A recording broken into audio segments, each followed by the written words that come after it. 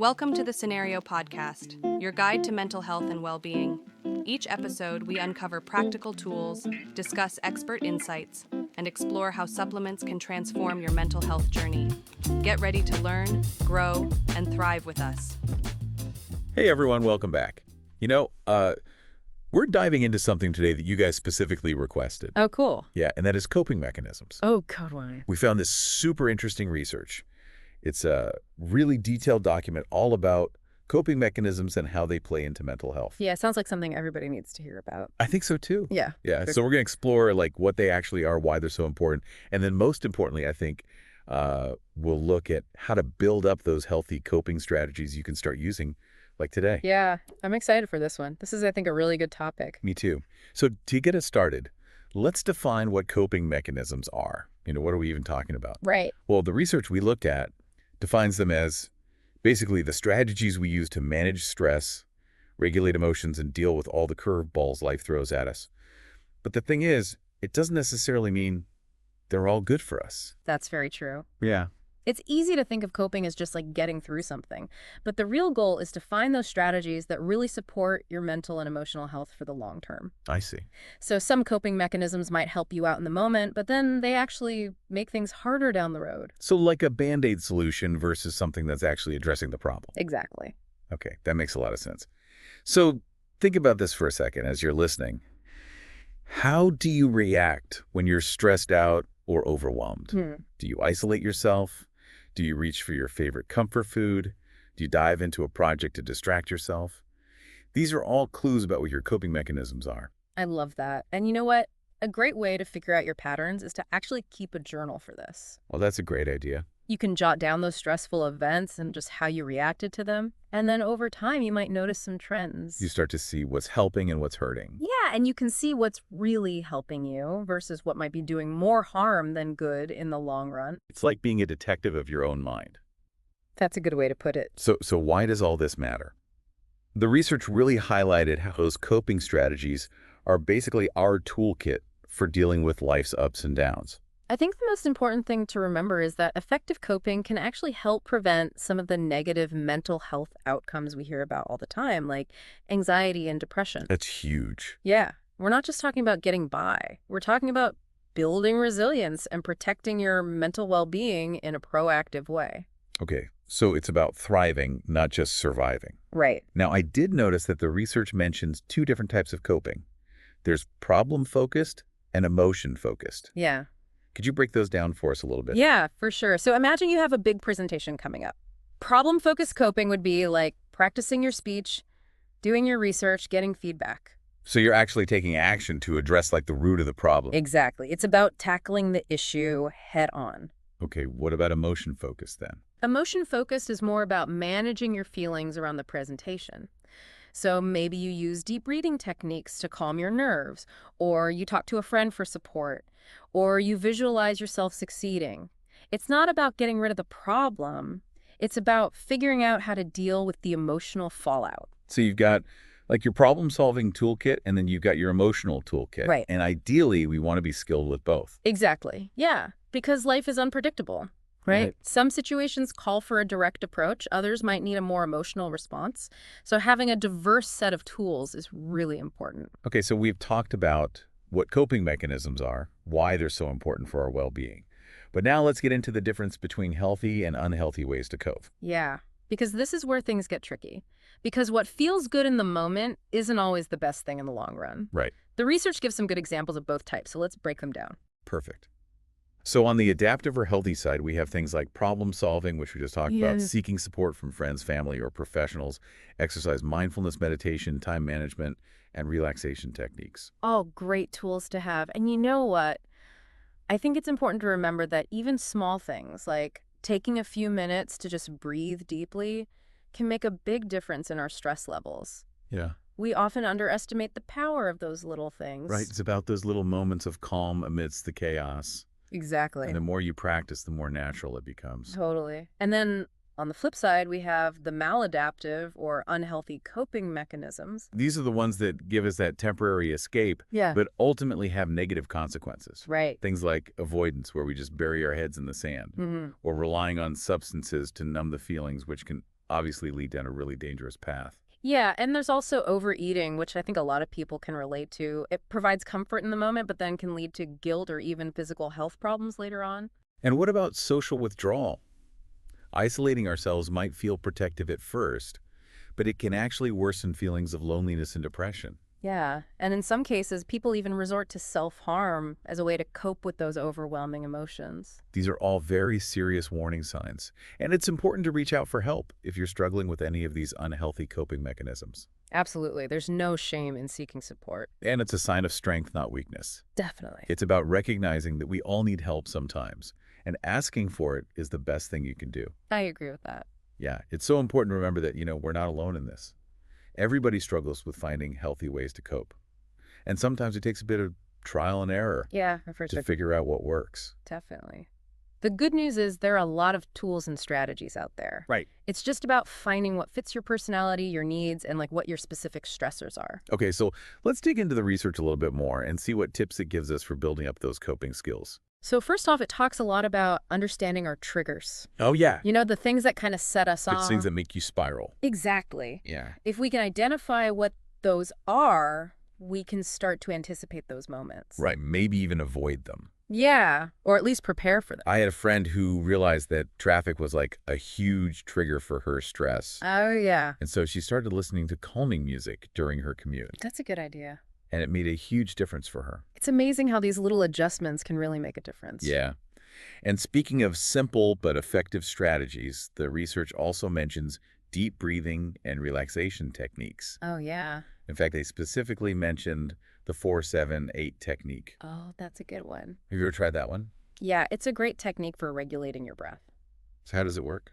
So you inhale deeply for a count of 4, you hold it for 7, and then you exhale slowly for 8. Oh, okay. Sounds super simple, It does. but it really helps slow down your heart rate and calm your nervous system. That's good. I'm definitely going to try that one. Yeah, it's a good one. What else did the research mention? Well, physical activity, of course. Right. That's a natural stress reliever. Oh, for sure. When we move our bodies, we release endorphins and all that good stuff. Exactly. It boosts your mood and helps you feel less tense. It's like hitting the reset button. And you know what? It's not just about the chemicals in your brain. Exercise can be a good distraction, Oh, a yes. sense of accomplishment, and even a chance to connect with others. If you join a class or something, Yeah. yeah, that makes sense. And speaking of connection, the research talked a lot about leaning on our support system. Oh, that's so important. Talking to someone you trust, whether it's a friend, family member, or even a therapist, can really help you process your emotions and feel less alone. Absolutely. Sometimes just talking about what's going on in your head can make you feel so much lighter. Totally. Yeah. And you know what? If talking to someone you know isn't an option or it feels uncomfortable for you, remember that therapists are trained to help you They're there for you. with these exact things. And there's no shame in reaching out for that professional support. So it's like going to the doctor for a physical ailment. Right. Sometimes you need an expert for your mental and emotional well-being too. Makes sense. Okay, so what else? What other strategies did the research recommend? Well, they talked about healthy distractions. Oh, yeah. I like that one. Sometimes you just need a break. You need to get away from whatever's stressing you out. Yeah. Read a book.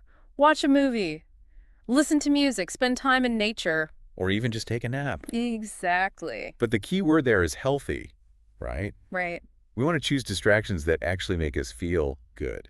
Yeah, not the ones that numb us out or lead to unhealthy habits. So not like mindlessly scrolling on social media for hours. Exactly. Okay, what else? Well, this one might sound a little cliche, but they talk about the power of positive self-talk. That's huge. Yeah, We all have that inner critic that can be pretty mean sometimes. you do. But we can actually learn to challenge those negative thoughts and replace them with more supportive and encouraging ones. It's about being your own best friend.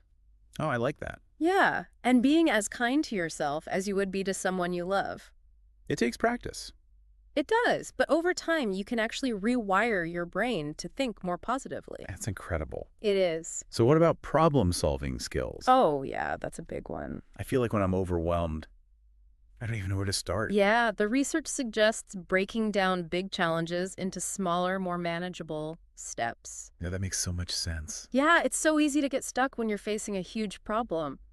But if you can break it down into smaller pieces, it feels a lot less daunting. Like climbing a mountain one step at a time. Exactly. What else did the research say? Something that can be tough for a lot of us, setting boundaries and learning to say no. Boundaries are so important. They are, because overcommitting yourself can lead to burnout. And then you have no energy left to deal with stress.